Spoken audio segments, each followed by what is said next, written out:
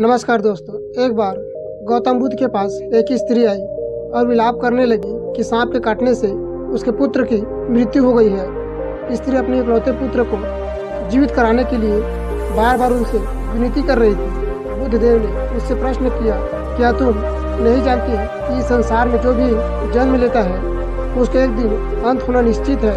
उस स्त्री ने कहा, हाँ अच्छी तरह जानती हूँ, मगर आप पहुँचे हुए महात्मा हैं और आप में इतनी सामर्थ्य है कि आप मेरे पुत्र को जीवित कर सकते हैं। इसलिए मैं आपसे याचना कर रही हूँ। मेरा वह बेटा मेरी इकलौती संतान थी। मैं आपसे उसके जीवन की आस लेकर आपके पास आई हूँ, मगर आप तो मुझे उपदेश दे रहे हैं। यदि आप उसे जीवित नहीं कर सकते तो कृपया साफ साफ बता दें। बुद्धदेव ने जान लिया था कि पुत्र वियोग में शोकमग्न इस स्त्री को समझाना कठिन है। उन्होंने कहा, ठीक है, मैं तेरे पुत्र के लिए प्रभु से प्रार्थना करता हूँ, मगर तू इसके लिए किसी घर से राई लेकर आ जा।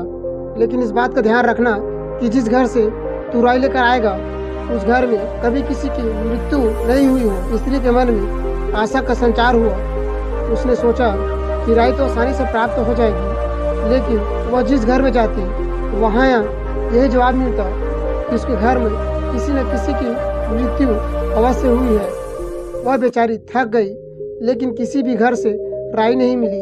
उसे इस बात की समझ आ रही थी कि मृत्यु अटल एवं अवश्यंभावी है और उसका सामना किसी न किसी दिन हर एक को करना ही पड़ता है। थक हार कर वह बुद्धदेव के पास लौटी और उसने बताया कि उसे ऐसा कोई घर नहीं मिला जहाँ किसी की मृत्यु नहीं हुई हो, लेकिन अपने लोगों के समान वह भी इस दुख और धैर्य का साहसपूर्वक सामना करेगी। तब तथागत ने प्रेम पूर्वक और शांतिपूर्वक उसे समझाया कि जो कोई भी इस दुनिया में जन्म लेता है उसका अंत होना निश्चित है।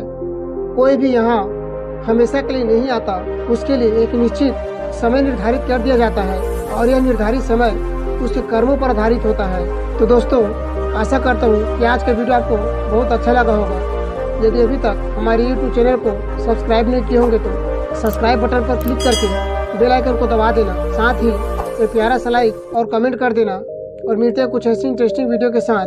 तब तक के लिए जय हिंद।